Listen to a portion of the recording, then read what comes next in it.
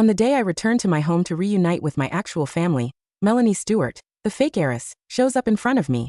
Her neck is completely riddled with hickeys. Instantly, countless live comments appear in the air around me. Poor Yvonne.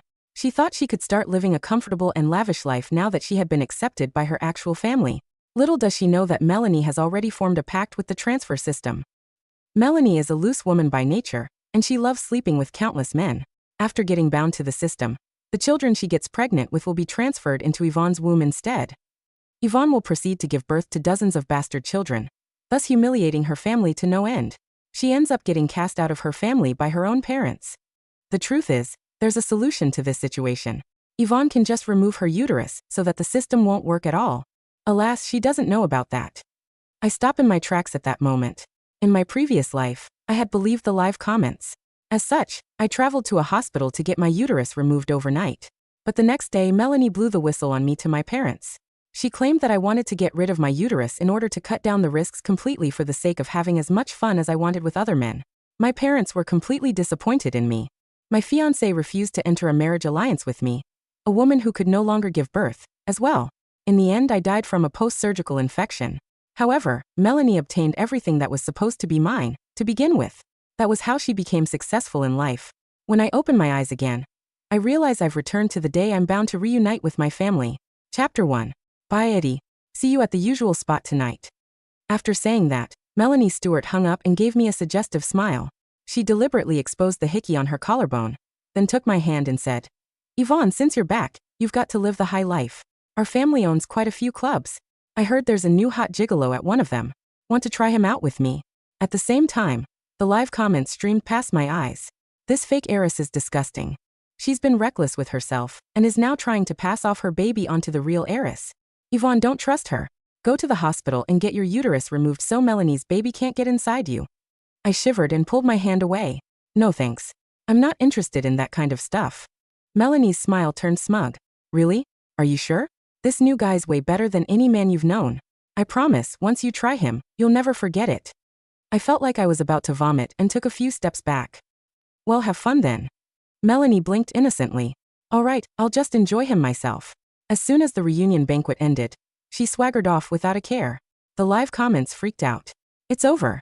Melanie plans to spend the whole night with that new gigolo. She'll definitely get pregnant. And then she'll just wait for Yvonne to start showing so she can frame her. Yvonne, wake up. Go get surgery now. If you don't remove your uterus, you'll keep getting pregnant. If you wait any longer and the baby grows, you'll never be able to clear your name. As I watched Melanie walk away, hate flickered in my eyes. In my previous life, I got scared by these live comments.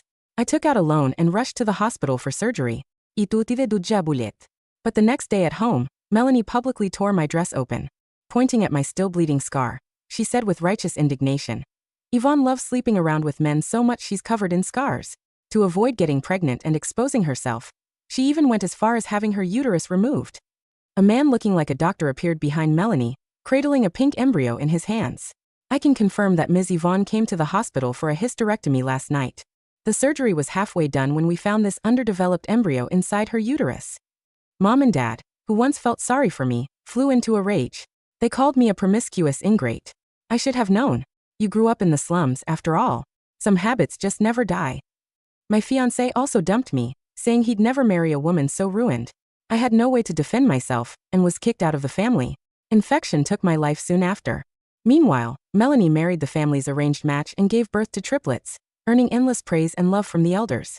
Now that I was given a second chance, I'd make her pay for every ounce of pain she had caused me. Chapter 2. Before leaving, Melanie made up an excuse to send the house security away, just so I could sneak out and get surgery. Since she was so sure I'd do that, of course, I'd go along with it. Late at night, clutching my stomach, I knocked on Mom and Dad's door. Mom, my stomach hurt so bad. Am I going to die? I curled up by the door, trembling like a wounded animal. Mom and Dad already felt guilty about the decades of lost family moments. Seeing me come to them, they were both worried and surprised. Dad saw my pale face and quickly scooped me up in his arms, rushing toward the door. Don't be scared, Yvonne. We're taking you to the hospital. You'll be fine. The car sped through the night as I nestled against Mom's chest. Feeling their concern and love, I felt a warmth I hadn't known in years. Maybe if Melanie hadn't been in the picture last time, I might have had a happy life. But the live comments kept flooding in at this moment. Yvonne's so dumb. Taking her parents to the hospital will only confirm she's pregnant and speed up her getting kicked out. Science can't explain Melanie's system, and no equipment can prove otherwise. Make an excuse to leave while you still can. If you wait for the results, you're dead meat before Melanie even lifts a finger. Mom noticed how stiff I was and asked worriedly, "What's wrong, Yvonne? Are you feeling any better?" The comments kept urging me to turn back, but I just pressed my lips and shook my head. "It still hurts. Can you ask Dad to drive faster?" At the hospital, after a series of tests, the doctor said it was appendicitis causing the pain. In that instant, the flood of comments vanished without a trace. I knew I'd made the right call. Melanie's so-called transfer system didn't exist. Their only goal was to trick me into surgery. Mom and Dad finally relaxed, but I stared with wide eyes and fell to my knees before them in utter despair. What's appendicitis? Is it some kind of dirty disease? I'm sorry, Mom, Dad. I've brought shame on you. Dad was shocked. Yvonne, why would you think appendicitis is a dirty disease? Mom wiped tears away and helped me up with guilt written all over her face. It's our fault for losing Yvonne back then. Growing up in the slums, she never learned common knowledge like this. We failed as parents. I looked up uncertainly, still confused. It's not a dirty disease? But Melanie said. I stopped mid-sentence like I suddenly realized something and lowered my head diffidently. Mom and Dad grew more suspicious. Dad suddenly remembered something and looked around. With everything going on tonight, why isn't Melanie here? How thoughtless of her. Mom grabbed my hand. Yvonne, what does Melanie have to do with this? Tell us. Don't be afraid. Did she hurt you? At that moment, tears broke free, and I sobbed uncontrollably. Melanie said she's always fooling around with men, and wanted to take me to a club to meet them. I thought I must have caught some dirty disease, and that's why my stomach hurts. That's how it's always shown on TV. Dad looked incredulous. Melanie's always been well-behaved. That can't be true. Mom nudged him and pulled me close. Yvonne just came back, and she hasn't fought with Melanie. Are you saying Yvonne's lying? Silence filled the room as their expressions turned serious. Soon the assistant sent to investigate returned. His voice shook as he said, Ms. Melanie did go to the Royal Club tonight. She booked a private room upstairs with a man. That's enough. Dad slammed his hand on the table, his chest rising and falling with anger. As he stood up to leave, I stumbled off the bed and grabbed his sleeve, pleading. Dad, don't blame Melanie. She must have been misled. Let's talk it out when she gets back tomorrow. She's young and proud. Confronting her now would only break her. My words slowly calmed Dad down. Mom looked at me with relief and murmured, such a thoughtful child. The very last shred of doubt in her eyes vanished completely. If I had pushed them to investigate outright, it might have backfired and driven a wedge between us. Only through this kind of unintentional approach could I truly maximize the impact. The real show was about to begin. Chapter 3. Mom and Dad stayed with me at the hospital all night. By morning, they had to rush to the office for work. I took the family car home, only to find Melanie waiting at the gate. A man stood beside her. With the help of my previous life's memories, I recognized him immediately. He was Charlie Davies, the Stewart family's chosen match. The instant he saw me, his face twisted with disgust. You were gone all night, probably messing around with some guy. I will never marry a loose woman like you. Melanie's eyes reddened as she grabbed my hand. Yvonne, I know you've had a hard life before.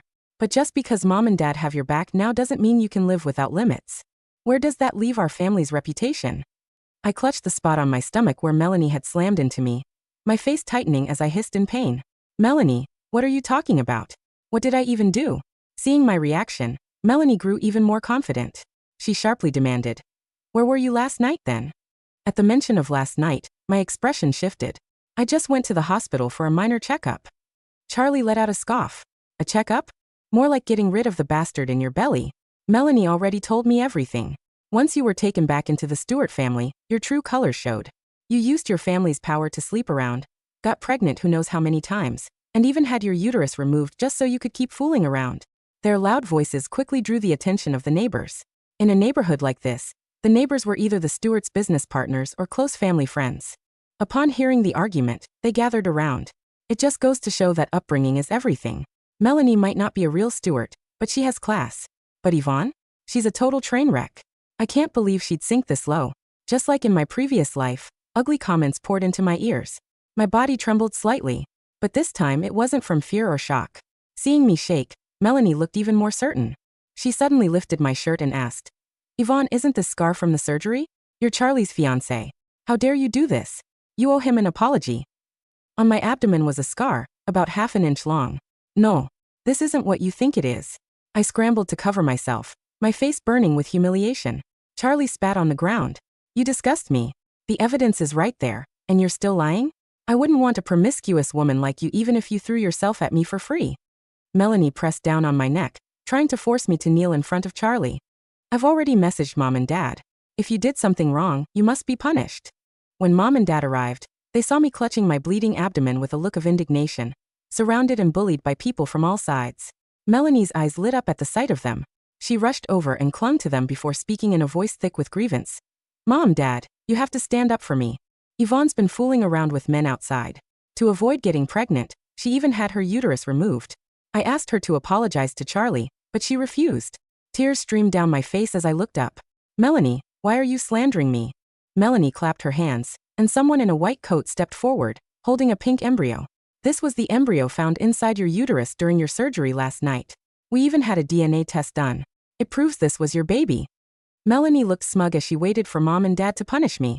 She completely missed the change in their expressions.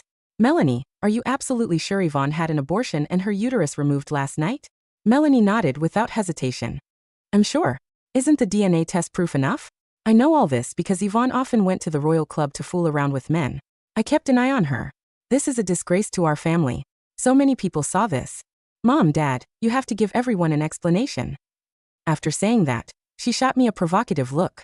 In her mind, she had already won. The next second, Dad raised his hand and slapped her hard across the face. Chapter 4. The crisp sound of flesh meeting flesh echoed like a gunshot in the morning air.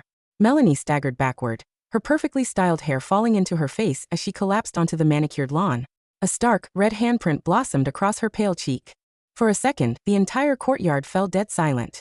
Even the neighbors, who had been whispering viciously just moments before, froze with their mouths half open. Mr. Stewart. Charlie was the first to react, stepping forward with a look of utter bewilderment. What are you doing? Yvonne is the one who committed this vile act. Why are you punishing Melanie for exposing the truth? Shut your mouth, Charlie Davies, Dad roared, his voice thick with a rage I had never heard before. He pointed a trembling finger at Charlie. If you say one more word against my actual daughter, I will personally see to it that the Davies family is financially ruined by nightfall. Do not test me. Charlie shrank back, his arrogant facade cracking under my father's murderous glare. Mom rushed to my side. She didn't look at Melanie.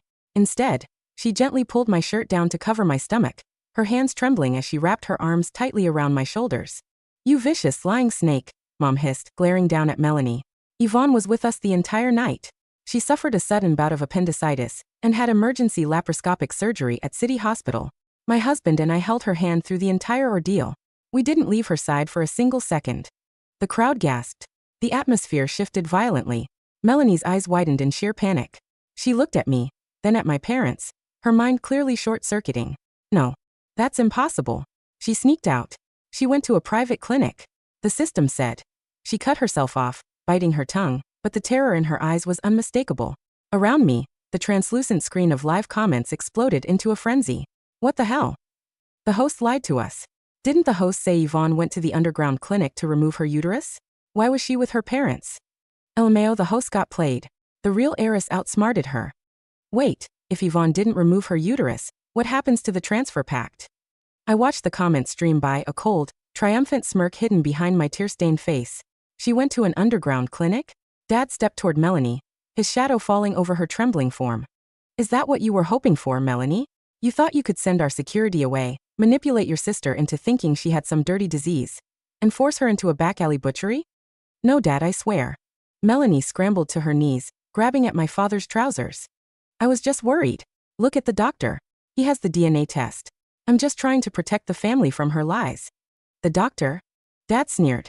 He snapped his fingers. Before the man in the white coat could even take a step backward, our chauffeur and 2 estate security guards tackled him to the gravel. The plastic container holding the pink embryo flew from his hands, shattering on the pavement. The pink mass inside hit the ground. A neighbor's poodle, which had gotten loose in the commotion, trotted over and sniffed it, before taking a bite. Hey, stop the dog, someone yelled.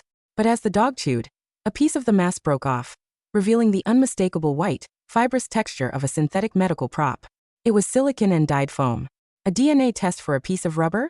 Mom asked, her voice dripping with lethal quietness. Who are you really? The doctor, currently pinned to the driveway with his face pressed into the gravel, squealed like a pig. I'm an actor. I'm just an extra from the film studio downtown. She paid me $5,000 to wear this coat and read a script. Please don't call the cops. A collective gasp rippled through the gathered neighbors. The wealthy socialites and business partners who had just been condemning me now looked at Melanie with absolute revulsion. Oh my God, she set up her own sister. She hired an actor? What a psycho. To think we almost believed a fake daughter over the Stewart's own flesh and blood. Charlie's face drained of all color.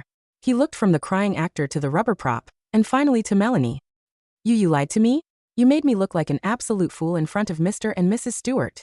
Charlie, no, listen to me. Melanie reached out to him, crying pitifully. I was tricked. Yvonne set me up. She must have. Set you up? I finally spoke, letting my voice crack with just the right amount of sorrow. I stepped out from Mom's embrace, looking down at Melanie with pity. Melanie, I only arrived home yesterday. I don't know anyone in this city. I don't know where the film studio is. I don't even have $5,000 to my name. How could I have hired him? The logic was undeniable. The crowd nodded in agreement. Dad reached into his tailored suit jacket and pulled out a manila envelope. He threw it hard at Melanie's face. The clasp broke, and a dozen glossy 8x10 photographs scattered across the grass. Charlie looked down, and his eyes practically bulged out of his head. There, in crystal clear high definition, was Melanie. She was pressed against a muscular man in a tight leather vest, her lips locked onto his neck, her hands wandering down his waist. The timestamp in the corner proved it was taken last night at 1:30 a.m., at the Royal Club. If anyone has been sleeping around, bringing shame to this family, it's you, Dad said, his voice echoing with finality. We took you in. We gave you the world. And the moment my biological daughter returns, you try to destroy her with unimaginable cruelty. That, Mom. Melanie sobbed, shaking violently. Please, I made a mistake. I drank too much. It meant nothing. We are not your parents anymore, Mom said coldly, turning her back. Security, drag her out. Throw her belongings onto the street. If she steps foot within a mile of this estate again, break her legs. Chapter 5. The aftermath was a swift, brutal execution of Melanie's old life. Despite her shrieking and pleading, the security guards dragged her away by her arms like a sack of garbage. The neighbors dispersed quickly, clearly embarrassed by their earlier judgments, offering awkward apologies to my parents as they retreated to their own mansions. Charlie stood frozen on the driveway. He looked at me, a complex mix of guilt, realization, and desperation washing over his face. Yvonne, he started, taking a tentative step toward me.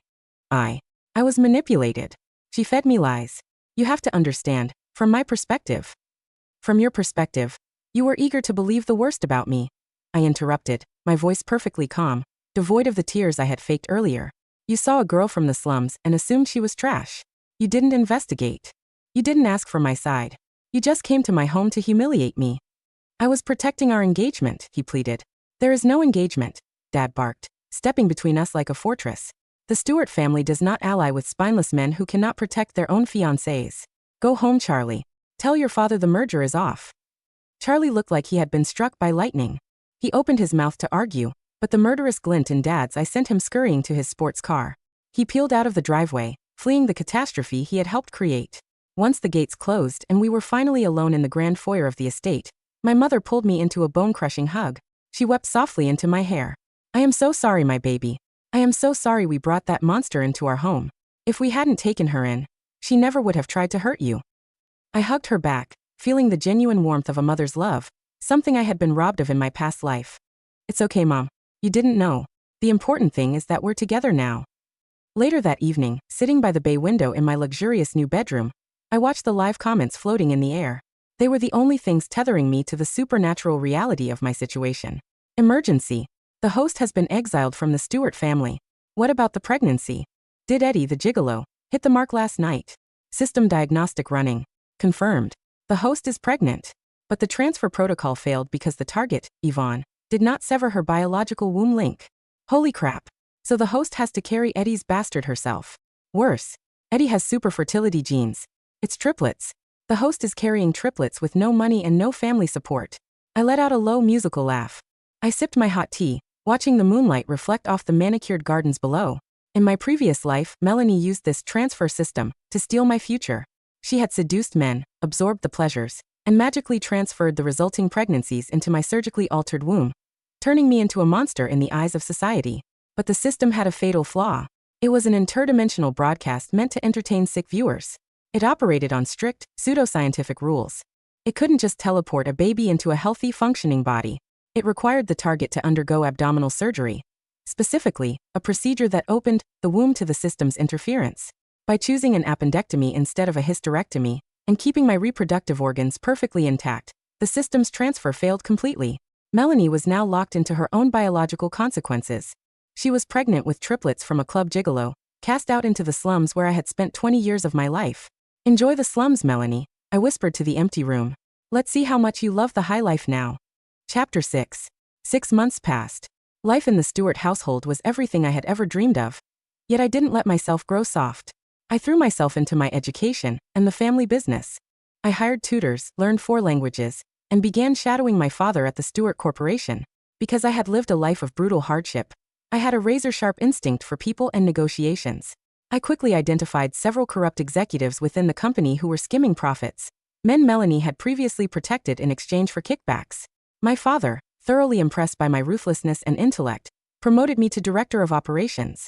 The high society circles, which once whispered about the slumdog heiress, now clamored to invite me to their galas. I was known as the Iron Rose of the Stewart family, beautiful, untouchable, and lethal in a boardroom. Meanwhile, Charlie Davies had tried no less than 20 times to apologize. He sent extravagant bouquets of roses, diamond necklaces, and handwritten letters begging for a second chance. Every single gift was unceremoniously dumped into the estate's incinerator by my instructions. Eventually, the Davies family's business took a massive hit without our backing, and Charlie was shipped off to Europe in disgrace. But what fascinated me most were the occasional glimpses of the live comments. They didn't follow me constantly anymore, but whenever someone mentioned Melanie's name, the translucent screen would flicker to life, giving me a window into her hell. The host is live. Ugh, she looks terrible. Who wants to watch a pregnant woman scrubbing dishes in a diner? I'm out. Wait, Eddie found her again. Drama time. Through the chatter of the interdimensional viewers, I pieced together Melanie's reality. Without her credit cards and the Stewart name, Melanie was utterly destitute. She had tried to crawl back to her old sugar daddies, but no one wanted anything to do with a woman who had crossed the powerful Stewart family. When her belly began to swell with triplets, she was forced to rent a moldy, rat-infested room in the very same neighborhood I had grown up in. Worse yet, Eddie the gigolo had found out she was pregnant. Instead of supporting her, he realized she was a fallen heiress and began extorting her. Whenever Melanie managed to scrape together a few dollars waiting tables, Eddie would show up, beat her, and steal her cash to fuel his gambling addiction. The viewers of her system stream were dropping like flies.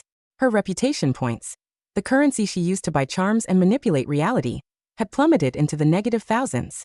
One brisk afternoon, I was reviewing quarterly reports in my father's office when my assistant, a sharp young woman named Clara, knocked on the door. Miss Stewart, I apologize for the interruption, but there's a woman downstairs in the lobby causing a scene. She claims she's your sister. I didn't look up from the spreadsheet. Have security throw her out. They tried, ma'am, but she's heavily pregnant and threatening to throw herself onto the marble floor, and tell the press we murdered her babies if you don't come down. I slowly lowered my pen. A cold, predatory smile touched my lips. Is that so? Well, we can't have a scandal in the lobby. I'll go down. Chapter 7. The lobby of the Stewart Corporation building was a cathedral of glass and steel. But standing in the center of it, looking like a stain on a priceless painting, was Melanie. I almost didn't recognize her. The glowing, immaculate fake heiress was gone. Her hair was a greasy, matted mess. She wore a stained, oversized maternity dress that did nothing to hide the massive, grotesque bulge of her belly. Her face was hollow, her eyes sunken with dark bags, and a faded yellow bruise bloomed across her jawline, undoubtedly a gift from Eddie. When she saw me step out of the private elevator, wearing a tailored Armani suit and flanked by 3 massive security guards, a look of pure, unadulterated hatred twisted her features. Yvonne, she shrieked, her voice raspy and broken. She tried to lunge at me, but the guards smoothly intercepted her, holding her back by her shoulders. You stole everything from me. You stole my life. I stopped a few feet away, my hands calmly resting in my pockets. I took back what was mine, Melanie. You're the one who decided to play God and failed. You did this, she screamed, tears of hysteria streaming down her face. You knew. You somehow knew about the system. You purposely didn't remove your uterus. Around her head, the live comments flickered to life, blazing in angry red text. Host warning. Do not reveal the existence of the system to NPCs. Who cares?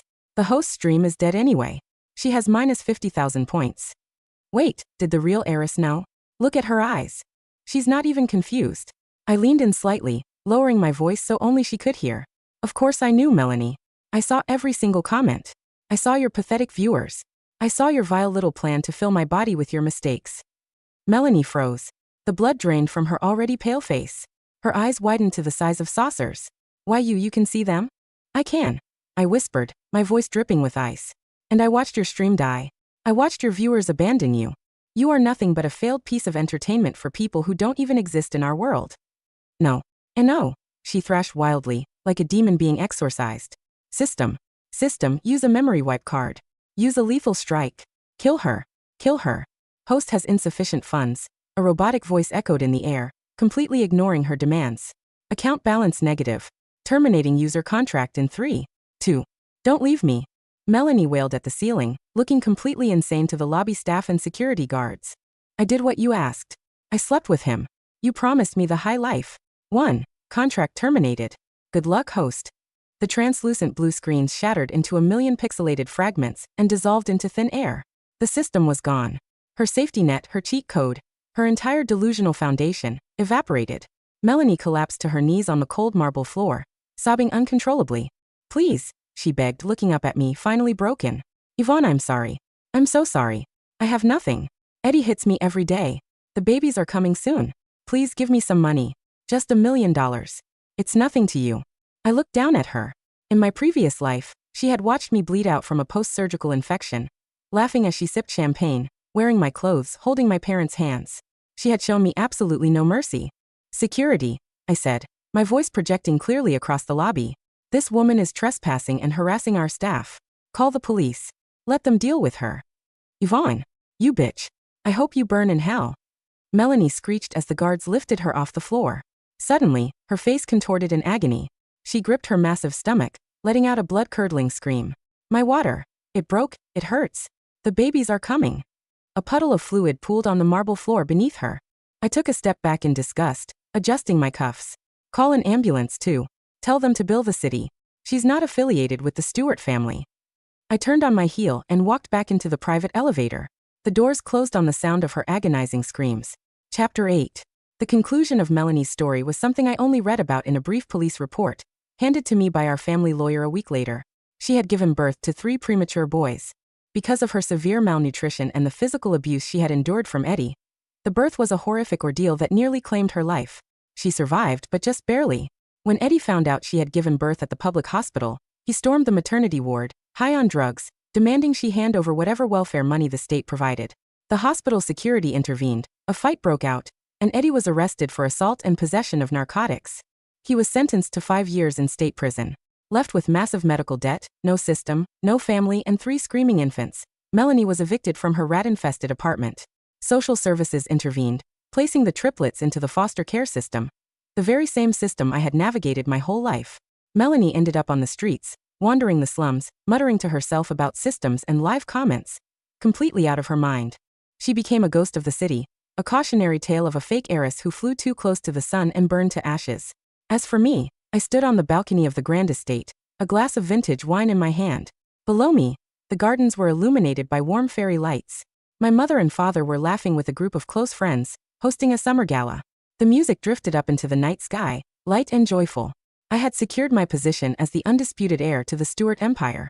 I had a loving family, immense power, and a future entirely of my own making. There were no more floating text boxes, no more supernatural threats, no more shadows from a past life dragging me down. I took a sip of the sweet wine, feeling the cool breeze against my face. I had been given a second chance, and I had rewritten my destiny with flawless precision.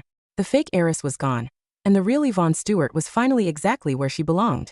I smiled at the stars, raised my glass in a silent toast to myself, and went downstairs to join my family.